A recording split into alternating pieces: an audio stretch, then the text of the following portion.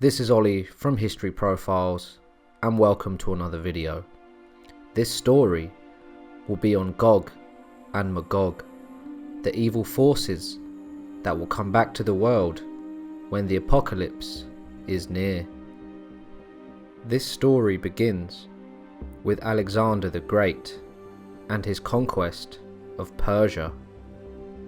As Alexander had won the battle of Gog and Magog, he now had the whole of Persia at his feet, having annihilated Darius, the King of Kings' great army. Bessus, one of King Darius' generals, kidnapped him and assumed the role of king for himself. However, Alexander would not have anyone steal his new crown, so him and his army marched in the pursuit of Bessus. But near the Caspian Sea, Alexander would come across a strange, barbaric type of people.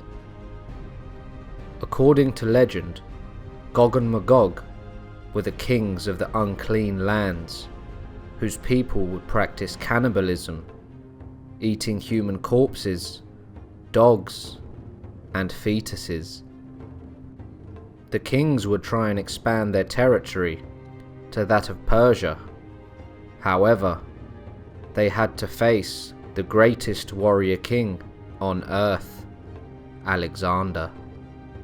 Alexander, the self-proclaimed god, had never lost a battle, and he clashed against the people of Gog and Magog and was victorious. After the great battle, realizing the threat and the evil that loomed over him and his land, Alexander built a legendary barrier to keep the people of Gog and Magog at bay. This barrier is known as the Gates of Alexander, or the Caspian Gates. Alexander sealed the people of Gog and Magog away between the Caspian Gates and two mountains.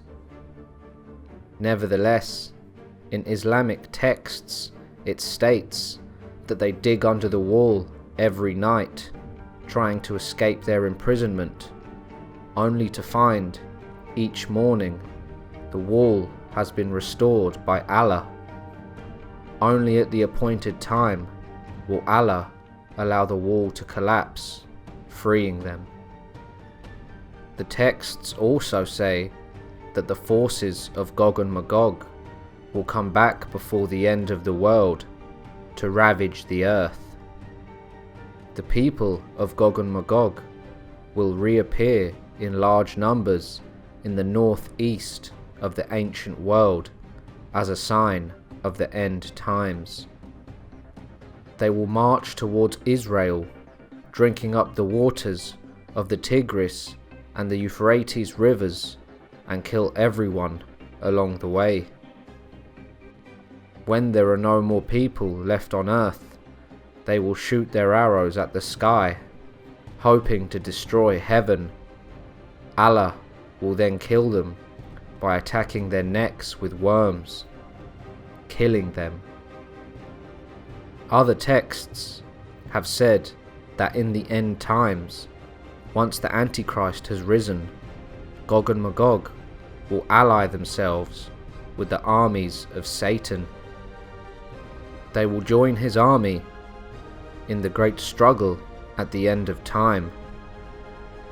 After Satan has been bound and chained for 1,000 years, he will be unchained and rise up against God. He will then deceive the nations of the world. Satan will use Gog and Magog as part of his army and use them to attack Jerusalem. However, it is said God will send fire from heaven to destroy them. When the Antichrist rises, Gog and Magog will also rise and be set free. After, there will be a final battle between good and evil, that will usher in a period of eternal peace. In the Prophecy of Ezekiel, in the 38th and 39th chapter, it says, "On a distant day, when the Jewish people are living in a secure Israel, Gog will invade Israel, and God will furiously retaliate against them. The invaders will be destroyed, and the Jews will spend months burying their dead. God declared that through the battle, the nations shall know that He is the Lord, and He is holy in Israel, and that never again will God's face be hidden." Both the Quran and the Bible prophesies the coming of Gog and Magog.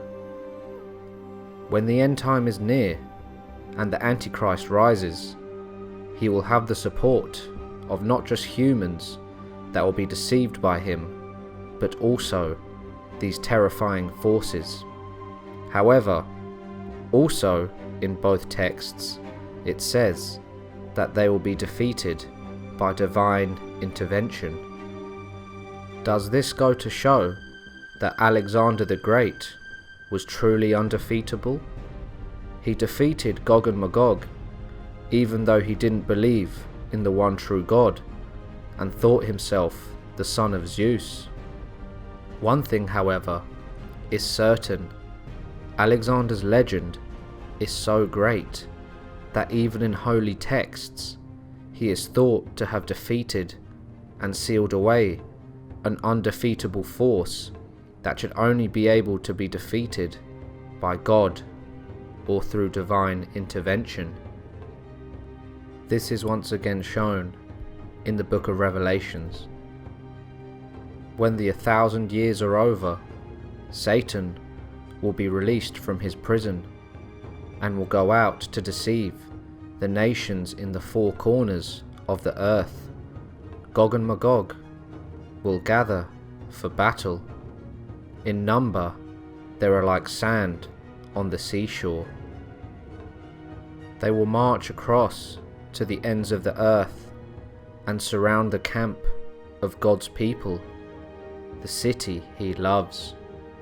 But fire will come down from heaven and devour them. The holy texts say that Gog and Magog and the armies of Satan may only be destroyed through divine intervention. However, Alexander's army destroyed the armies of Gog and Magog.